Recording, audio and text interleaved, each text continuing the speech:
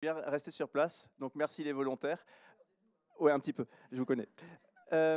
Vous avez 30 secondes, vous pouvez vous lever si vous le voulez, chacune votre tour, 30 secondes ou 45 secondes, peu importe, pour nous dire qui vous êtes. 61 ans, polycurieuse et 6 vies professionnelles jusqu'à présent, et je suis sûre que j'en aurai une 7e. Ok, attends, vas-y, refais-la. Lina Trémisi, 61 ans, polycurieuse, à 6 vies comme les chats, je suis sûre que j'en aurai une 7e. Ok, sur le plan pro, tu peux nous dire ce que tu fais? Formatrice et consultante. Ok, pitch numéro 1. Pitch numéro 2, avec Catherine. Bonjour, Catherine Mosser, wannabe podcasteuse et donc apprentie il y a un certain temps de Cédric, c'est pour ça que je me suis portée volontaire. Donc, et autrement, je suis collaboratrice chez Alsace Digital et on a effectivement en commet quelques podcasts depuis quelques années avec Cédric. Ah, tu retenais tout, hein. Allez, il me faut une troisième, parce que je connais ces deux personnes, donc c'est tricher un petit peu. Je vais prendre une troisième personne, je ne vous connais pas, on ne se connaît pas. Ah oui, oui, vous m'avez l'air d'avoir un peu peur. Donc, je vais prendre la personne à côté de vous. Si vous êtes d'accord de me pitcher qui vous êtes. Bonjour à tous, Audrey, 41 ans, je suis chef de produit chez Aguerre. Voilà, dans la vie, et sinon j'ai 2 enfants, mariés. Voilà. Okay. Chef de produit chez Aguerre, vous pouvez développer un petit peu? Oui, sur des contacteurs industriels de puissance. Vous êtes une très bonne cliente pour ce que je vais essayer d'expliquer. Je reviens par ici. Ah tiens, je vais aller chez Catherine. Je vous dérange, pardon. Alsace Digital, vous connaissez peut-être, donc ça truque un petit peu cet exercice. Alsace Digital, du coup, tu y bosses depuis combien de temps? Depuis 13 ans. Ok, comment ton quotidien, c'est quoi? C'est des coups de fil, c'est des moments comme celui-ci? Alors, mon quotidien, c'est des coups de fil, beaucoup de temps devant un écran à converser avec des gens qui sont de l'autre côté de l'écran. Voilà, c'est énorme ce temps-là. Okay. Une passion pour la technologie? Une curiosité et une passion pour l'intérêt général et l'action du commun. Un projet, le dernier, qui t'a fait vibrer en matière d'innovation? En matière d'innovation, une start-up, la start-up qui développe des nouvelles batteries d'énergie quand tu es à un estuaire et qu'il y a une rencontre entre l'eau douce et l'eau salée. Je trouve que ouais, dans la multisource d'énergie, elle est pas mal celle-là. On pourrait creuser là, la multisource d'énergie, très bien. Pareil, j'utilise mon joker comme on se connaît, et que du coup c'est truqué un petit peu. Alors, Aguerre. Alors, j'ai pas compris, le produit sur lequel, je me permets de te tutoyer, on est dans un podcast, le produit sur lequel tu travailles, c'est quoi exactement? C'est un produit technique en électricité et en même temps ça fait que 7 mois que je suis dessus, donc il faut être un petit peu indulgent. Voilà, c'est un produit qui sert à ce qu'on appelle à commuter des charges, donc à faire une action on-off. C'est un interrupteur. Un interrupteur quasiment, voilà, sur des charges un peu plus conséquentes. C'est quoi la différence avec un interrupteur qu'on a à la maison? Vous ne l'utilisez pas à la maison. Pourquoi? Parce que c'est utilisé uniquement dans l'industrie et le grand tertiaire. Et c'est quoi qui change? Entre un truc à la maison et un truc... La puissance électrique derrière. Okay. Il faut un truc big sur... Exactement. Okay. Alors on aurait pu continuer comme ça l'exercice longtemps. Désolé la régie, je ne sais pas si vous saviez que j'allais me balader par là. Et c'est bien, ça vous met la pression, comme ça vous savez que n'importe quand le micro peut arriver chez vous. Ouais, je sais. Ce que je voulais mettre en évidence, il aurait fallu creuser un petit peu cet exercice pour que ça sorte mieux, c'est que, et c'est la force du podcast que je veux mettre en évidence, c'est que vous voyez, quand on est amené à se présenter, à se pitcher, ceux qui font des pitchs habituellement le savent très bien, c'est pas simple de se présenter, c'est pas simple de présenter son activité. Souvent, on se retrouve dans des phrases types qui sont très peu comprises par notre public cible. Et c'est là tout l'intérêt du podcast, l'arme de communication qui est par nature authentique. Et c'est là donc l'intérêt très puissant du podcast, c'est que vous allez retrouver une parole authentique. C'est-à-dire que si on aurait discuté, je le sais, pendant 5 minutes d'interrupteurs électriques, j'aurais pu découvrir votre passion pour les interrupteurs électriques. J'aurais pu aussi mieux comprendre dans quelle mesure c'est différent cette affaire par rapport à ce que j'ai à la maison chez moi, l'intérêt que ça a pour les industriels, l'interrupteur électrique d'industrie, etc., etc. Et d'un seul coup, ce qui se serait passé, si on avait continué notre dialogue, c'est que on aurait fait émerger votre expertise, on aurait fait émerger aussi votre engagement, votre passion pour le sujet en question, ce qui aurait eu beaucoup de mal à émerger dans un script, dans une parole figée, dans une présentation figée, qui souvent est est relativement figée et statique et a du mal à rencontrer l'autre. Donc l'un des intérêts pour ceux qui écoutent du podcast, l'un des intérêts du podcast en matière de communication pour les boîtes, c'est la parole authentique qui est libérée. Ok. Qui écoute du podcast? Ok. Top.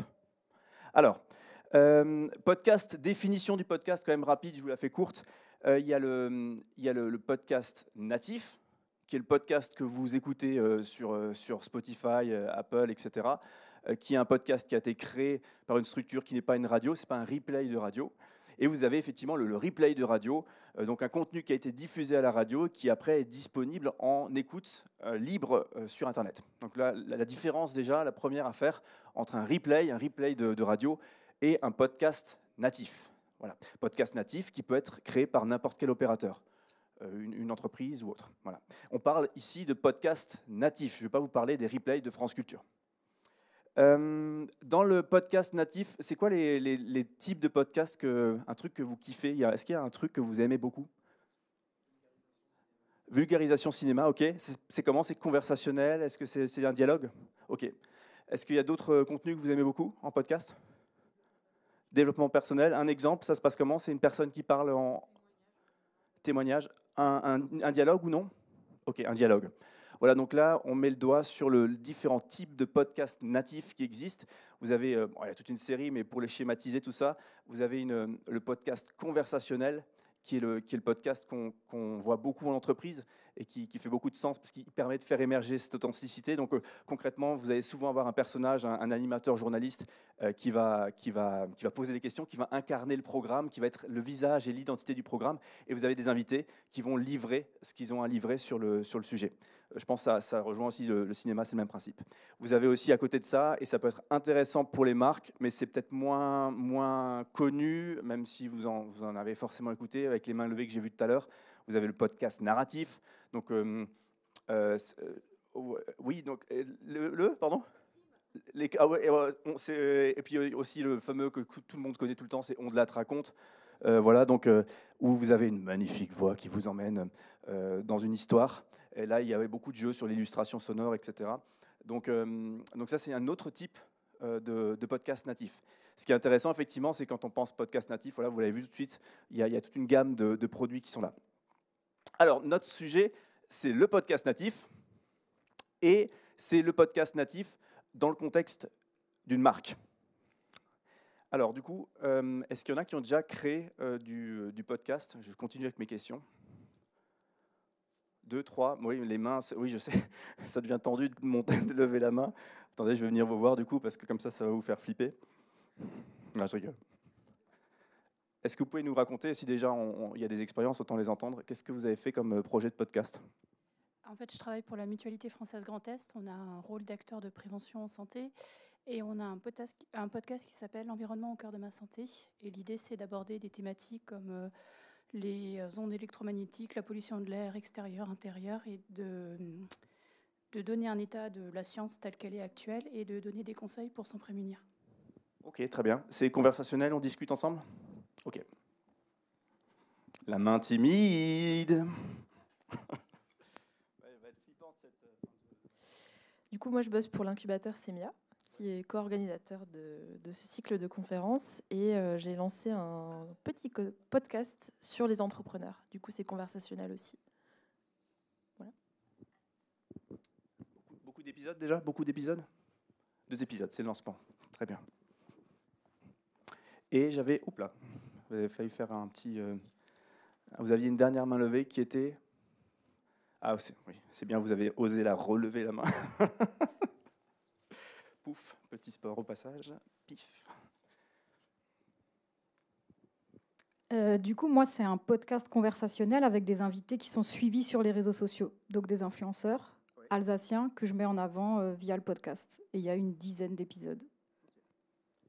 C'est connecté à une marque? Agence de com, ok, très bien.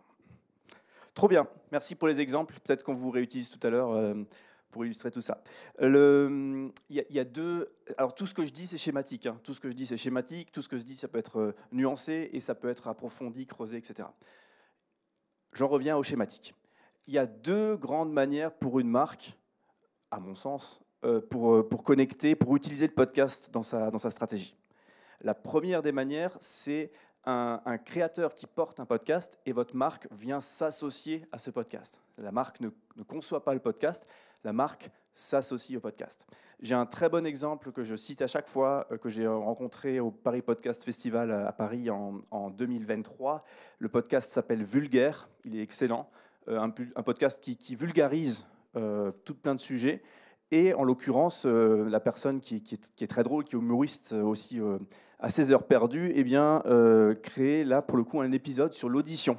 Donc on allait comprendre comment ça fonctionne l'audition. Et là, elle a été très maligne. Et puis il y a aussi sûrement des chargés de com qui ont bien fait leur boulot, parce qu'il y a Amplifon, donc les marques de Sonotone, qui ont été partenaires de cet épisode sur la question de l'audition. Et ça a fait un magnifique produit de com pour Amplifon, et ça a fait un financement pour le podcast Vulgaire, et notamment pour cet épisode.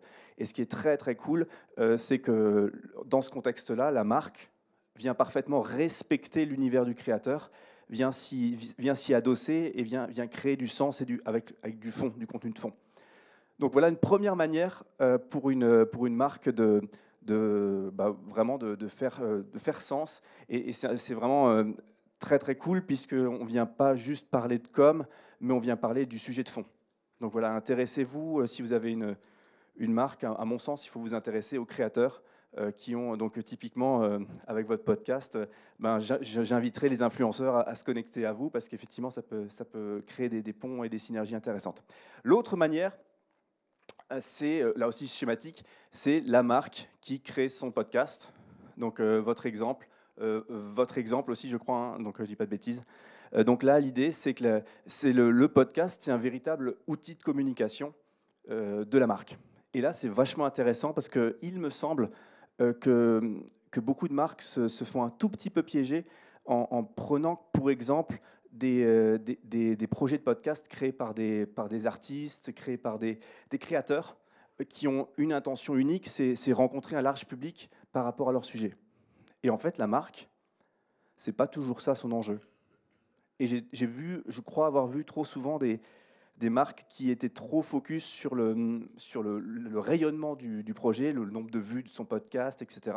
Alors que c'est pas forcément le bon critère pour juger de la validité de son projet. Typiquement, une marque pourra très bien déployer un podcast dans sa com interne, thématique RSE, pour rencontrer un exemple que je vous donne, la machine à café. Vous pourrez très bien avoir un podcast qui met en scène la machine à café et qui permet à des gens de services différents de se rencontrer au travers du podcast. Donc voilà, petite astuce au passage. Donc le marqueur de réussite du podcast, et c'est pour ça que le podcast est très très cool, c'est qu'il a une potentialité en call to action qui est très fort. On crée de la proximité, on crée de l'affection avec son podcast. Tous ceux qui en écoutent le savent, on a l'impression d'être copains avec le gars qui anime ça. Derrière, ça crée du call to action très puissant.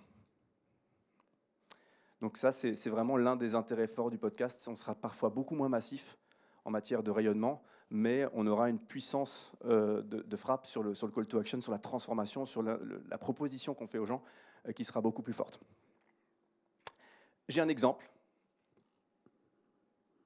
Après, j'aurai des questions, vos questions. J'ai un exemple avec un trajet que je fais à Paris.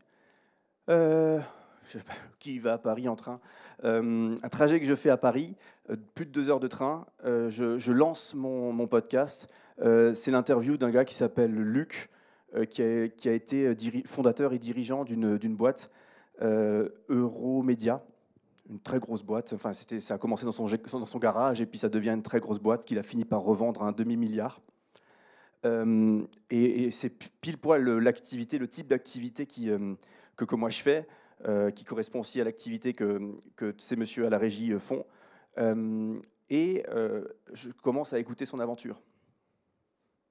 Passionnant, magnifique, ça me rejoint. Ce qu'il vit, ces défis qu'il a vécu il y a 20 ans, c'est les défis que moi j'ai aujourd'hui. Vous voyez le genre de truc où d'un seul coup vous vous connectez à comment est-ce qu'il a vécu l'aventure, etc. Ça dure plus de 2 heures le podcast. Le podcast, ça peut être long. Et j'arrive à Paris, clac, que j'arrête pas d'écouter, quoi. Je continue mon trajet en marchant et je continue à écouter ce podcast jusqu'au bout. Donc ça, c'est quand même signe d'un bon podcast. Et alors, ce qui est très cool, c'est que dans la foulée, je le contacte sur LinkedIn, ce monsieur. Il doit avoir 70 ans aujourd'hui. Je lui demande si on peut faire une visio ensemble. J'avais des questions à lui poser. Il accepte. On fait cette visio. Je pense que j'ai l'habitude de dialoguer avec des pros. Hein, donc, et au bout de 5 minutes, je me plante. Au lieu de le vouvoyer, je le tutoie.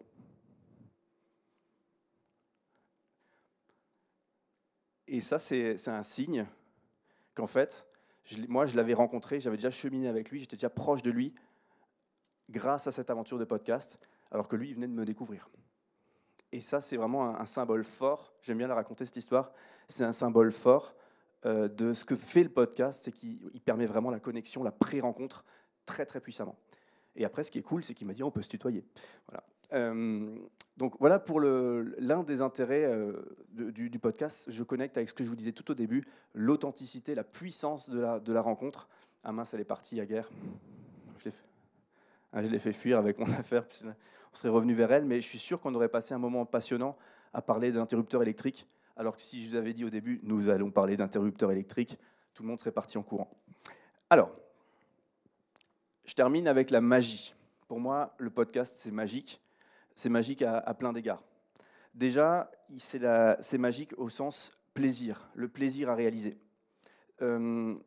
Souvent, je ne veux pas vendre un truc qui se fait tout le temps, mais je crois souvent, les gens vivent une vraie expérience de connexion en faisant un podcast. Je ne sais pas si vous validez ce que je vous dis. Vous validez aussi l'expérience de connexion, ça va ? Ouais, c'est bon. C'est-à-dire qu'on se retrouve à échanger des choses fortes, profondes. Limite, moi j'ai plein d'invités des fois qui me disent à la fin « Oh, je ne pensais pas que j'allais dire tout ça ». Et c'est vrai, c'est un espace, c'est un safe place où on se retrouve à livrer son expertise, sa passion, et souvent on vient livrer son petit cœur qui va avec. Déjà, ça crée un contenu cool, mais ça crée un contenu qui vient aussi avoir une puissance émotionnelle, une puissance de communication forte. Donc c'est magique, ça crée du plaisir. Donc faites un podcast en entreprise ou quoi, déjà vous allez créer du plaisir, vous allez créer du lien entre les participants. Ça, c'est la première chose de pourquoi c'est bien de faire un podcast avant d'avoir pensé au rayonnement et à l'outil de com que ça représente. Il y a un niveau de connexion aussi avec les participants, hein, donc, qui est très très fort.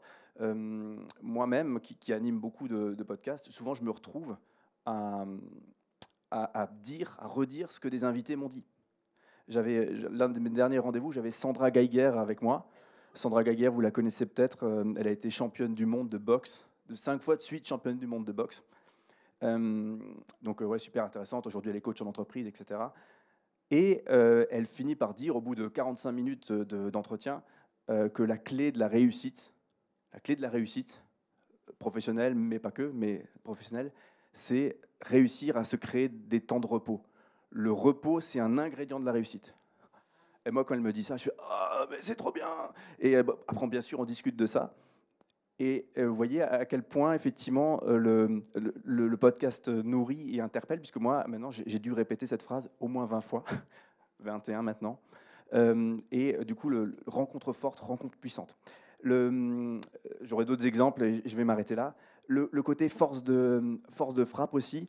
Je reviens à mon exemple tout à l'heure de c'est difficile de se présenter. Je vais vous donner un exemple, un autre.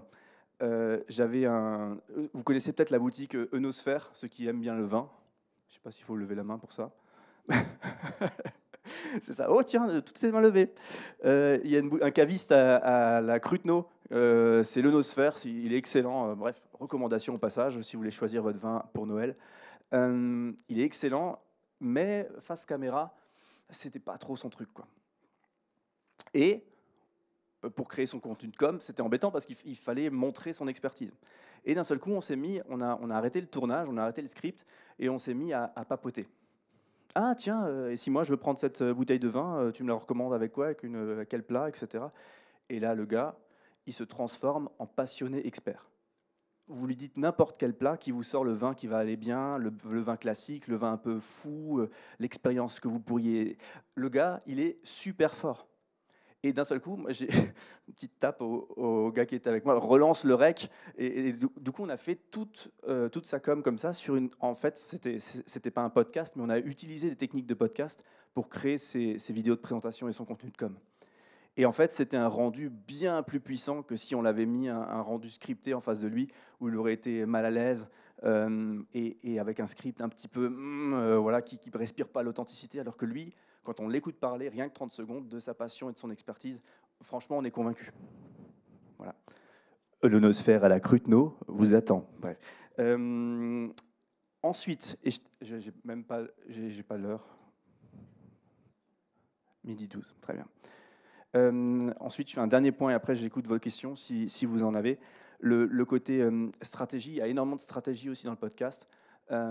Donc, il y a de la connexion, c'est-à-dire que vous allez pouvoir faire venir, typiquement vous, agence de com, vous faites venir des influenceurs dans votre podcast. Ben derrière, ça crée quoi? Ça crée de la connexion stratégique qui permet déjà à votre podcast de rayonner sur l'audience des influenceurs, et ça permet demain, sur d'autres projets, de faire appel à ces influenceurs avec qui vous avez connecté de manière profonde.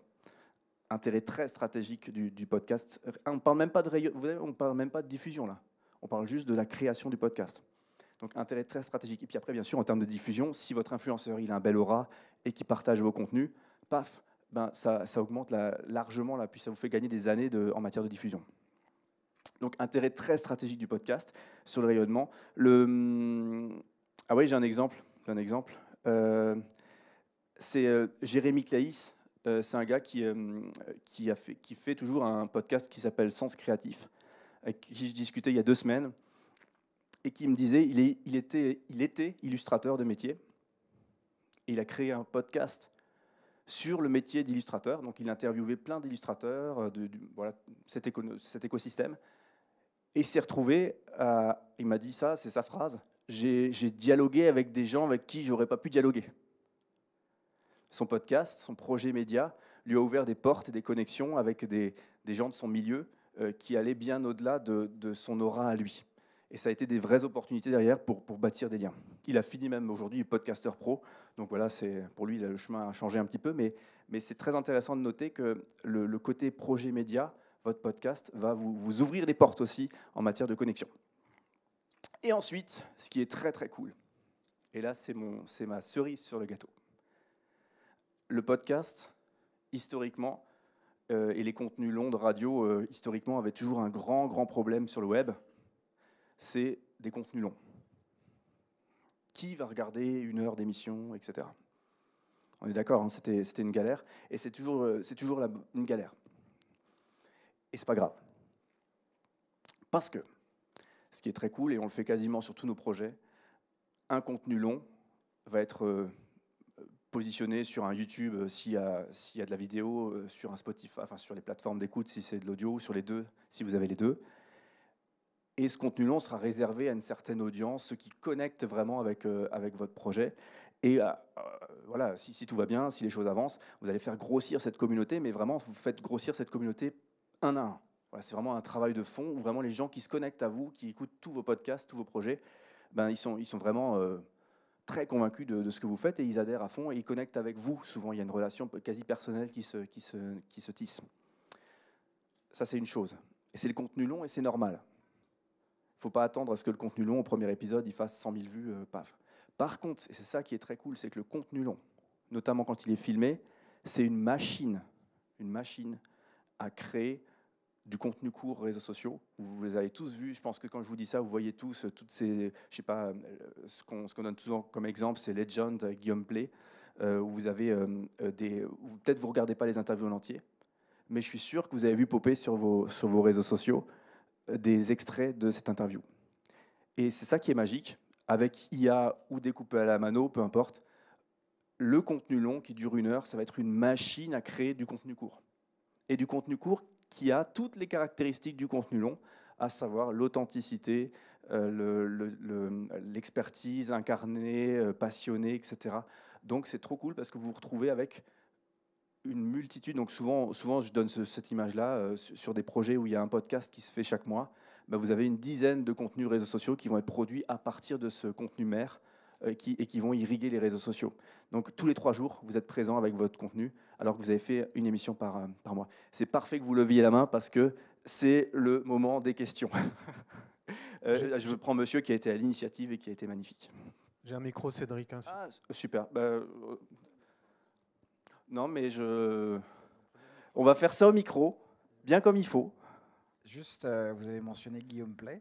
Oui. Que j'ai écouté au début. Ok. Et que je peux plus supporter parce que j'en ai ras la tête de ces pubs sur Instagram, sur son podcast, qui sont des placements de produits. Ouais, Donc là, on est dans l'exemple inverse du découpage du format long en format court. C'est-à-dire que pour moi qui l'écoutais avant, ça a fait l'inverse. Oui. Après, Guillaume Play, on pourrait gloser là-dessus. Hein. C'est comme si on commence un débat sur Trump. Là, on n'a pas fini. Non, mais c'est juste un exemple type que beaucoup connaissent, quoi. Ce qui m'intéresse dans l'exemple de Guillaume Play, c'est son contenu long qui est découpé en contenu court et qui vient frapper les réseaux sociaux, quoi. Parce que je pourrais faire un sondage. Qui a déjà vu une émission complète de Guillaume Play du début à la fin ? 1, 2, 3, 4, 5, 6, 7, 8. Qui a déjà vu popper Guillaume Play avec son podcast Légende sur les réseaux sociaux ? Ouais, ça va, ça double à peu près. J'aurais espéré plus pour être plus démonstratif encore. Merci. Ouais, donc Guillaume Play, je ne rentre pas dans les détails, mais oui, il a des stratégies un peu particulières. Bon. Moi, ma question, elle est un peu plus pragmatique, oui. Parce que l'intérêt du podcast, on l'a bien cerné, c'est hyper pratique pour construire sa communauté sur long terme. Et c'est quoi le minimum viable podcast, quoi ? Je veux dire, techniquement, est-ce que vous avez des tips, des retours sur le niveau de qualité sonore minimum à verrouiller, les bandes son, par exemple ? Où est-ce qu'on trouve des musiques libres de droit qui sont OK et tout, que ça ne se fasse pas non plus au détriment, je sais pas, des artistes, etc. Enfin, il y a beaucoup de ressources. On peut taper sur ChatGPT et tout ça, on va trouver plein d'infos. Mais vous, votre posture là-dessus, c'est quoi ? Retour d'expérience. Alors, si un créateur veut se lancer, c'est marrant parce que mon Jérémy Claïs, là, que je citais tout à l'heure, Sens Créatif, il m'a dit, il y a 2 semaines, il m'a dit, moi j'ai démarré, j'ai acheté une carte son, 2 micros, ça m'a coûté 400 balles. Et c'était parti, quoi. Il avait son projet de podcast. Ce qui est très cool, c'est que, et en même temps, c'est le grand piège. Hein. C'est un podcast, ça peut être fait avec pas grand-chose. Et des fois, c'est un grand piège parce que certains se disent, c'est facile de faire un podcast. Voilà. Donc, mais par contre, si vous voulez des ressources, il y a des sites de base de données de musique qui permettront d'illustrer votre podcast. Je peux vous donner des... Nous, on utilise Envato, par exemple. Voilà. Après, j'imagine qu'il y en a plein. Vous avez des IA qui viennent découper les contenus longs. Nous, on utilise Opus, mais il y en a plein qui font ça. On a sous-titrage automatique, on a Submagic, il y en a plein qui font ça aussi. Et puis, bien sûr, après, ce qui est important, c'est votre traitement audio. Donc là, dans l'idéal, vous achetez un micro qui va à peu près. Mais sinon, aujourd'hui, il y a des traitements audio qui sont dingues. C'est Adobe Podcast qui va vous faire des trucs vraiment cool. Voilà, donc en fait, votre projet, un projet créatif. Je suis seul dans ma chambre, je suis passionné de vélo. Je ne sais pas pourquoi je dis ça. Je suis passionné de vélo. Je peux lancer mon podcast demain avec rien. Et je vais tout miser sur moi, un peu comme si je faisais une chaîne Twitch, ce genre de truc, tout miser sur moi, mon univers, ma passion, et peut-être que ça va prendre. Voilà. Donc pour répondre, je ne sais pas si je réponds à votre question, mais si. Ouais, vous pouvez lancer un podcast avec presque rien, mais si c'est une entreprise qui se lance, je recommande plutôt de passer par la case quand même conseil, parce qu'effectivement, il y a une marque en jeu, il y a des choses en jeu, et souvent, la marque va prendre énormément de raccourcis si elle prend le temps de se faire conseiller. Voilà, mon avis en tout cas. Ouais, on a des questions par ici, par là. Je ne sais pas si je te laisse distribuer le micro.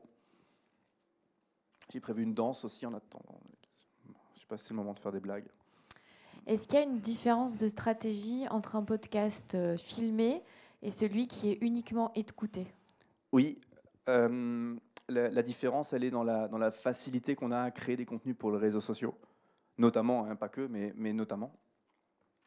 Déjà, le podcast, vous allez avoir très peu de podcasts filmés qui sont des podcasts de fiction, là où tout repose sur la voix, voilà. Mais sur le podcast dialogue, où il y a plus deux ou trois personnes qui dialoguent ou plus, là effectivement, il y a beaucoup de choses qui se ressemblent sur le contenu lui-même. Là où ça se différencie fort, c'est que c'est difficile de créer massivement des contenus courts avec de l'audio uniquement. Vous allez avoir une photo, vous allez avoir une waveform, vous allez avoir des images d'illustration, mais le fait de ne pas avoir la tête de la personne qui parle, qui pop sur votre téléphone et qui s'adresse à vous, voilà, donc ça performe beaucoup moins bien sur les réseaux sociaux quand on a l'audio uniquement. Voilà, je schématise encore, mais je pense que je peux vous dire ça. Ouais, je vous en prie, il y a du monde. Estimez-vous que le podcast doit être est adapté à tout type d'entreprise, tout type de secteur d'activité, ou ça vaut peut-être pas la peine pour certains secteurs d'activité de prendre le temps d'en faire, etc. Je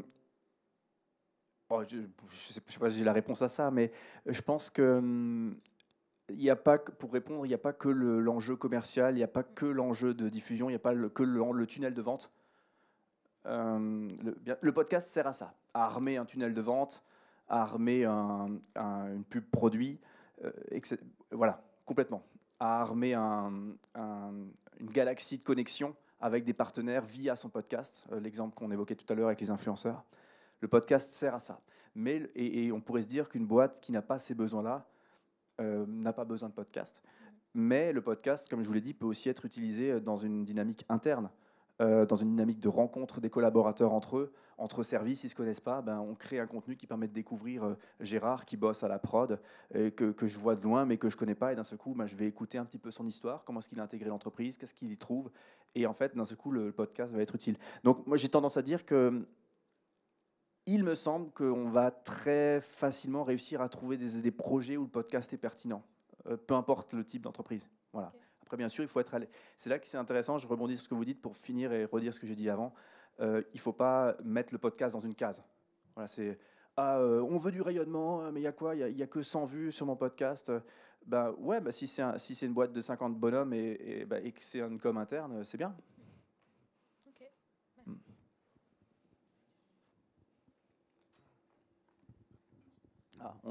T'as zappé du coup. C'est dur. Je te fais le micro après, Jérémy, si tu veux. Est-ce que vous avez un cas d'école ? Quelque chose, un podcast qui s'est lancé et voilà, qui petit à petit a fonctionné avec peut-être des exemples de pourquoi ça a bien pris, et ainsi de suite. Ouais. Alors je pourrais donner l'exemple de Sens Créatif, je peux rebondir dessus. Et après, je vais vous donner un exemple qui a fonctionné sans avoir rayonné. Donc Sens Créatif, Jérémy Claïs, donc je vous invite à l'écouter. D'ailleurs, il fait d'autres podcasts un peu fous comme ça aujourd'hui. Il s'est lancé, comme je vous le disais tout à l'heure, avec presque rien, et il s'est retrouvé à avoir autour de lui, du coup, à son micro, des illustrateurs, des gens de son écosystème qui étaient vraiment des pointures dans son domaine. Et vraiment, donc, grosse réussite au point de vue créatif. Il s'est retrouvé, parce que son podcast, il était dans le top 100 d'Apple Podcast. Et du coup, il s'est retrouvé invité à des événements, à parler, à animer des séquences, à créer du podcast au cœur des événements. Enfin, vraiment, son podcast, ça a été quelque chose qui vraiment lui a ouvert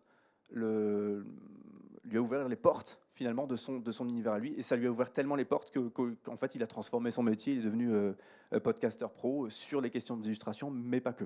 Voilà. Donc ça, c'est un exemple vraiment réussi. Mais ça, c'est un projet artistique à la base. Il avait l'ANIA qui voulait ça, il n'aurait pas eu d'argent, il n'aurait pas réussi à avoir de l'argent, qu'il aurait quand même fait son projet. Donc il n'y avait pas un enjeu de marque pour lui à la base. Ensuite, autre projet auquel je repense, un truc un podcast très cool, je ne sais même plus qui était l'invité, oui, Émilie de Dieu Richeton, je crois. Podcast très cool, un dialogue pendant 1 heure avec elle, qui a un parcours très sympa, à la fois dans l'accompagnement social et dans les finances. C'est-à-dire qu'elle est à la fois conseillère financière et accompagnatrice sociale. Elle a une formation d'éducatrice spécialisée également. Parcours complètement atypique, et en fait, elle aide des couples qui sont sur le point de divorcer à checker les problèmes d'argent, à rassurer tout le monde sur les finances et à dépassionner le divorce. Ou alors ils se remettent ensemble à la bonne heure, mais l'objectif c'est plutôt de dépassionner le divorce. Et l'émission n'a pas fait beaucoup de vues. Elle a déployé le contenu sur ses réseaux sociaux et pour elle, elle a engrangé, je sais plus le chiffre, mais un grand nombre de nouveaux clients grâce à ça. Et là, je rejoins ce que je vous disais tout à l'heure. Pas grosse audience, elle n'a pas été vue par la France entière. Par contre, clairement, il n'y a même pas eu de call to action pour dire qu'en plus, c'était pas ultra travaillé sur le plan stratégique. Mais le fait d'exposer son activité et la ressource qu'elle représente pour les gens qui traversent ça a fait que, pouf, elle a eu toute une série de nouveaux clients suite à la diffusion sur ses réseaux sociaux, et ça a fait rebond sur les réseaux sociaux. Voilà, donc c'était un outil au service de son rayonnement à elle. Voilà, donc là, exemple très local, une Alsacienne ici à Strasbourg. Quoi. Ça va, je réponds. Oui, Jérémy, pardon. Alors moi, je voulais rebondir sur la première question qui a été posée. Guillaume Play Non. Sur le fait qu'on entend beaucoup de réclames dans certains podcasts. D'abord, est-ce qu'un podcast se monétise de manière intrinsèque? Est-ce que le podcast peut être le produit monétisé? Et si oui, est-ce qu'il y a nécessairement toujours les mêmes recettes qu'on entend effectivement beaucoup dans ce genre de podcast, parler du partenaire pendant 45 secondes ou une minute, et du coup on en a un petit peu marre parce que c'est tout le temps la même chose, ou est-ce qu'il y a d'autres techniques? Et si c'est pas monétisable, est-ce que du coup c'est uniquement alors un outil pour faire monétiser d'autres projets? Ok. Alors moi, mon cœur d'activité, il se situe sur la conception et création du podcast. Donc sur la partie monétisation, par exemple, le Paris Podcast Festival, il est sponsorisé par Acast. Et Acast, c'est les spécialistes de ça, du modèle économique qui peut entourer un podcast pour un créateur. Donc clairement, si sur ce genre de questions, s'il y a des enjeux forts, c'est des gens comme ça qu'il faut aller voir. Sinon, pour répondre, il me semble que on peut vraiment faire apparaître une marque dans un podcast. Et à l'opposé de notre ami visé tout à l'heure, mais cette apparition, elle doit faire sens. C'est pas juste c'est sponsorisé par les chaussures Trucmuche. Non, on parle de pieds, on parle de podologie, on est dans quelque chose qui fait sens, et il y a une marque de chaussures qui est là et qui raconte son histoire et sa perspective sur ce projet-là. Donc ça vient oui, faire de la pub pour cette marque de manière sur le fond, quoi. Voilà. Et ça, c'est le bon moyen, à mon sens, de positionner une marque dans un podcast. Sinon, effectivement, à terme, je pense que ça fait éclater le projet lui-même, qui perd de son sens dans le fond. Voilà. Donc ça, mais ça, j'ai pas tellement développé ça. C'est comme ça que je positionnerais moi une marque sur une marque qui veut pas créer son podcast, mais qui veut s'adosser à des créateurs existants, quoi. Après, comment est-ce que les créateurs vont trouver un modèle économique et faire vivre leur podcast? Ça, j'avoue que j'ai peu d'expertise là-dessus. C'est là que je renvoie volontiers vers un cast qui est largement plus calé pour répondre là-dessus, quoi. Ça va? Petite brasse coulée là au passage.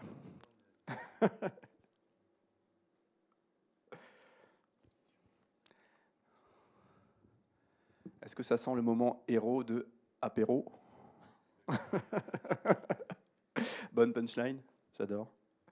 Ça va?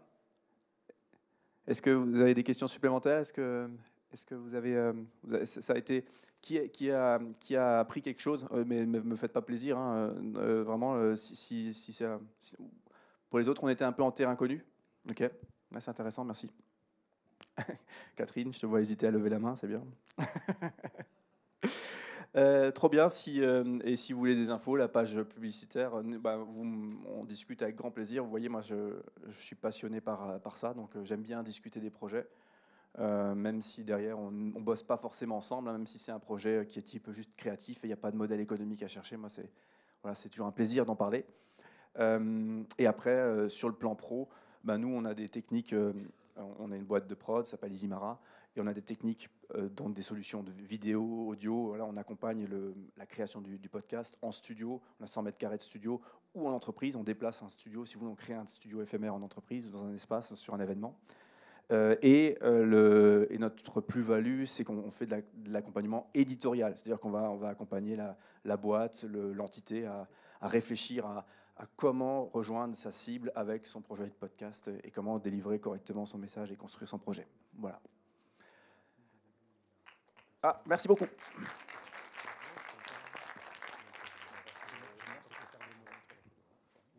Et bon appétit.